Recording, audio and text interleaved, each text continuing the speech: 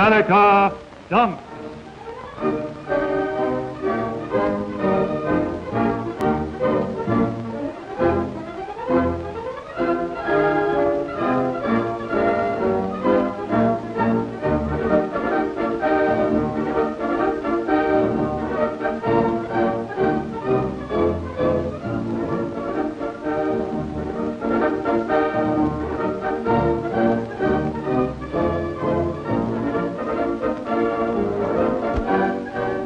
Mighty industrial machine of the United States of America, a production capacity unexcelled in the history of the globe. In the great pulsating, throbbing, productive heart of the nation, tremendous ultra-modern plants strive to measure up to the exacting standards of an atomic age. America demands the best. Sleek, streamlined models for an age of jet-propelled speed. Expert engineers turn their genius to the task. Magically, the swift-moving units speed along great assembly lines. A touch here, an adjustment there. Details too minute for the unaided eye. Tangible demonstration of American know-how. And then, up, on great conveyors that make light of tremendous loads. As if in the titan grip of some great fabricating giant, our units speed on and on to fulfill the purpose for which they were created.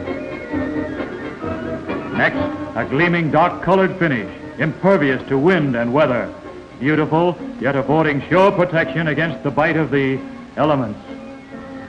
But milady may prefer something more subdued, less garish. And so we have a soft, opaque camouflage finish to melt the sternest feminine heart. And down the inspection lines they go, symbols of perfection, the highest product of man's industrial genius, the donut. And in swank bistros and spas, Mr. and Mrs. America are taking covetous looks at the models of their dreams. Shiny, glistening beauties to titivate the most catholic or the most discriminating taste. A man and his wife can think seriously once again of indulging in the once archaic but now flourishing medieval sport of dunking. Fundamental equipment for the sport is within reach of the average purse. Besides the spoon and the all-important donut itself, a well-balanced, good-quality cup supplemented by a serviceable, impervious saucer is essential. And important to dunking as the donut itself is a reliable source of high-quality coffee. Today, the law-respecting citizen with a healthy desire to dunk can hold up his head in polite society. Establishments to minister to his needs are operating even in the most restricted, exclusive neighborhoods. Such men fear no opprobrium of society. Poised and assured, they may be observed indulging their favorite pastime in every American city, town, and hamlet. Healthy augury for the future, surely. A free man in a free world, free to dunk. Actual dunking, contrary to popular impression, is a careful, precise operation. The donut is broken squarely in half and painstakingly immersed for exactly 2 1/2 seconds, never for longer. Improper dunking is among dunking's cardinal sins. If the 2 1/2 second limit is exceeded by the tyro, the delicate cohesions of the cellular structure are disturbed, and the consequences are catastrophic to customer and counter alike. But in marked contrast to the social dunker, the gentleman dipper, and target for most of the criticism leveled against the sport, is the uncontrolled dunk, the wretch who can't take one cruller and quit, the dipomaniac. In reality, these persons are sick and should be hospitalized. Too far gone to be aware of his nauseous, insalubrious effect on more ethical dunkers, the dipomaniac will go to any lengths to satisfy his fiendish cravings.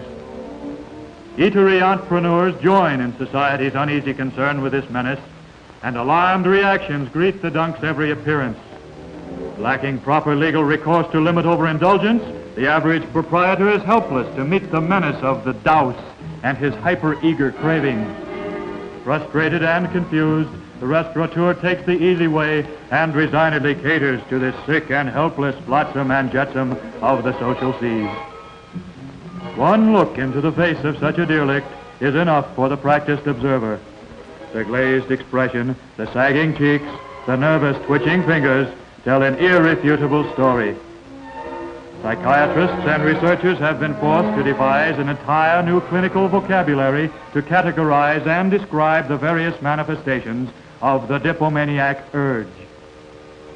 There is the depraved practice of immersing an entire donut and swirling it fatuously with the fingers. This has been dignified by the pathological term digital diving. Sometimes only a portion of donut may be used, but the diagnosis remains exactly the same. Another symptom of unsportsmanlike conduct observable in the earlier stages is the use of a fork.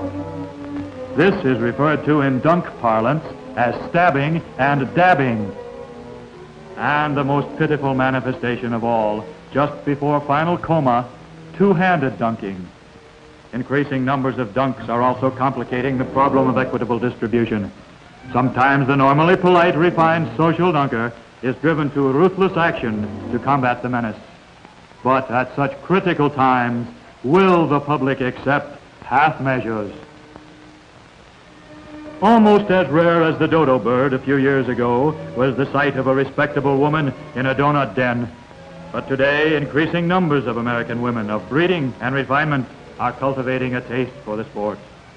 But the depraved dunk is no respecter of persons, male or female. Modesty, sensibility mean nothing to such a creature. A resolute woman will not be deterred from her enjoyment by momentary embarrassment. Gamely she will strive to maintain her poise, to explore the unknown in a manner befitting a person of refinement and taste. With spirit and elan she sails into uncharted seas. But alas, when faced with a situation beyond her control, she may react in a manner quite foreign to her usual mien. Confronted by the antisocial specter of the dipomaniac, the most venturesome female soon yearns for the comfort and security of home and fireside. How different, how contrasting is the picture of the true sportsman, the polished social dunker. Eager yet perfectly controlled, rapid yet smooth and polished, the true gentleman enthusiast makes of dunking a high art. By a smooth flowing elbow motion more than anything else is the true blue dunker distinguished from lesser fried cake fries. Every gesture precise and expert. Fingers, too, gracefully extended and poised, characterize the cruller connoisseur.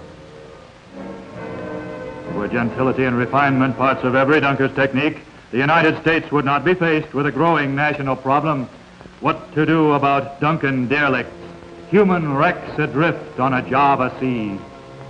Too deeply mired in depravity to care about a future destiny, the victim of overimmersion, deep in his cups and saucers, dips through life, a burden to family, to community, and to nation. But a shimmer of hope has recently gleamed through the black curtain of despondency with formation of an organization of ex-dunkers dedicated to helping dipomaniacs such as they themselves once were. An altruistic self-help brotherhood society, the double S, Sinkers Synonymous. And none too soon, for across the country opposition groups are rising, militant, demonstrative women's organizations determined to seize any means, take any step to wipe out this scourge. These women are conducting fact-finding surveys that show a startling correlation between the stock market fluctuations of 29, the depression of 29 to 33, and the amazing skyrocketing rise in donut consumption through the years elapsed since. Truly the problem seems incapable of solution. And still the worst is not yet in sight. Even as America awaits the opening gun in the battle of suppression, engineers are busy at their drawing boards, dreaming today of a donut for the atomic age, with refinements, attachments, and potentialities that strike new fear into the hearts of dunking's opponents. The revolutionary super dunk donut of tomorrow, a donut to meet the challenge of the atomic era, the super absorbent atomic donut.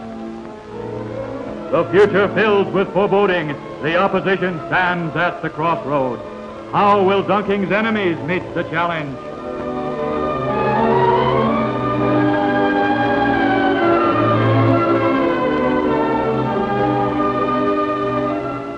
What lies ahead for the donut? What does the future hold for the dunker? How will donuts face the challenge of the atomic age? The world speculates and ponders and watches and shivers and trembles as America dunks.